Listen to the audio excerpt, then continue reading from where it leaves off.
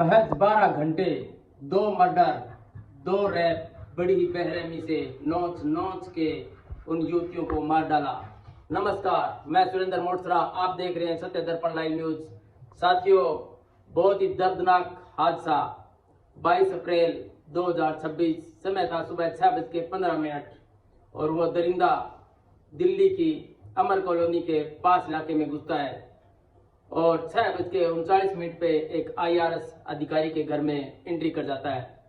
साथियों, क्या होता है जब वो दरिंदा उस घर में घुसता है, उसको सब बारीकी से एक एक चीज का मालूम था कि कहाँ चाबी मिलेगी, घर में कौन कौन है, उस वक्त पे घर पे कौन मिलेगा। तो साथियों, समय था सुबह 6:39, 6:15 में वो कॉलोनी में एंट्री होता है उसका, और 6:39 में एक अधिकारी के घर पे वो एंट्री कर जाता है। तो साथियों, उसने बाहर से चाबी उठाया, उसको मालूम था चाबी कहाँ मिलेगी।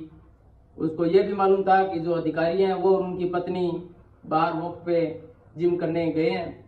तो वो जैसे ही घर के अंदर घुसता है, चाबियां उठाता है और सीधा ऊपर बालकनी में बेडरूम के अंदर चला जाता है, जहाँ वो बिटिया सो रही थी। उस अधिकारी की बेटी, बड़ी होनहार बालिका, जो एक बहुत ही बढ़िया डांसर भी थी, UPSC की तैयारी कर रही थी। साथियों, वो दरिंदा जैसे ही कमरे में घुसता है, वो लड़की की जाग नींद आंखें खुल जाती है। वो जैसे ही उठती है, वो दरिंदा वहां पे रखा एक टेबल लैंप बहुत ही भारी भरकम उठाता है और जोर से उसके सिर में चोट मारता है उसकी। वो लड़की वहीं बेहोश हो जाती है, खून ही खून हो जाता है रूम के अंदर। वो दरिंदा वहां भी नहीं रुका, उस दरिंदे ने वहां टेबल पे पड़ी चार्जिंग जो केबल थी वो उठाई और लड़की का गला घोट दिया, उसे बहुत ही बेरहमी से मार डाला। साथियों, वहां भी वो दरिंदा नहीं रुका, उसे मालूम था कि उस लड़की का फिंगरप्रिंट उस लॉकर पे लगेगा, उस लॉकर के अंदर पैसे और गहने मिलेंगे।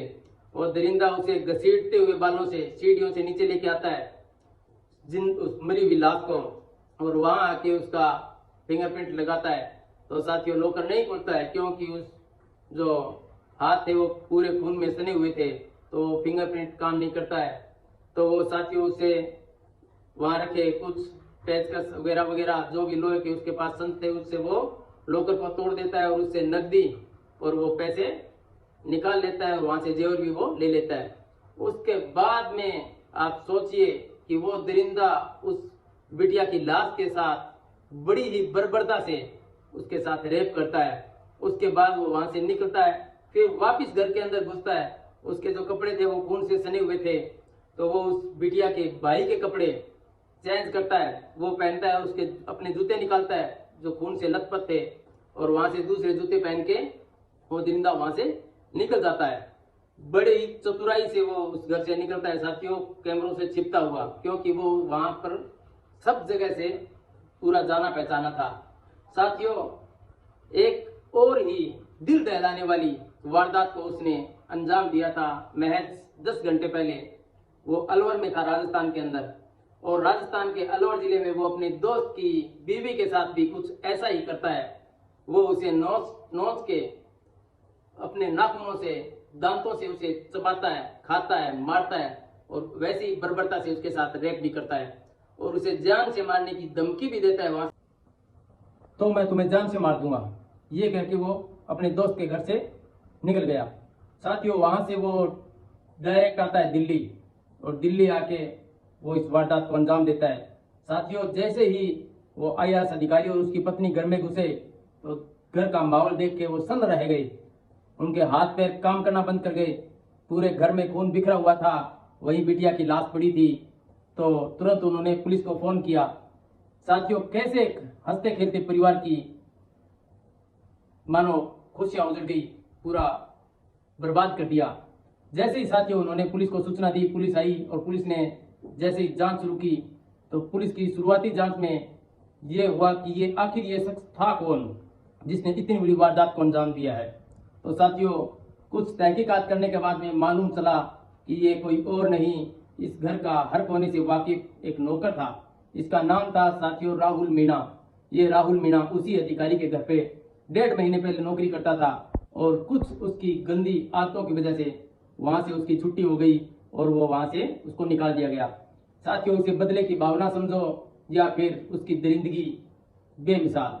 साथियों उसने वहां आके इस पूरी वारदात को अंजाम दिया और वहां से वो 7:20 पे पूरी घटना को अंजाम देके वहां से निकल जाता है और वो वहीं दिल्ली में जाके कहीं छुप जाता है। साथियों पास में उसके पैसा था, उसने एक ओयो होटल बुक किया और जैसे जैसे पुलिस को ये मालूम चला कि इस घर का नौकर था, पुलिस ने वहां 15 टीमें गठित की और पूरी तरह से पूरे एरिया में उसकी जांच पड़ताल शुरू कर दी, उसकी तलाश शुरू कर दी।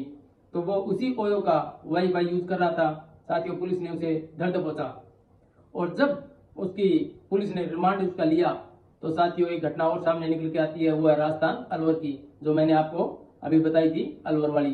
साथियों ये एक आपराधिक किस्म का व्यक्ति था राहुल मीणा। इसने इससे पहले भी कई वारदातों को दिल्ली में अंजाम दिया है।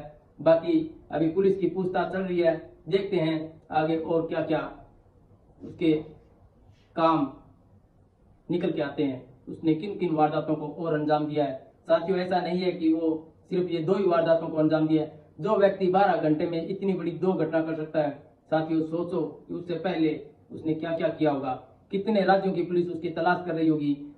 साथियों ऐसी तड़क भड़क खबरें जानने के लिए, सुनने के लिए हमसे जुड़े रहें और साथियों जिन लोगों ने, दोस्तों ने सब्सक्राइब नहीं किया है वो सब्सक्राइब कर लें, फॉलो कर लें। जय हिंद, जय भारत माता की।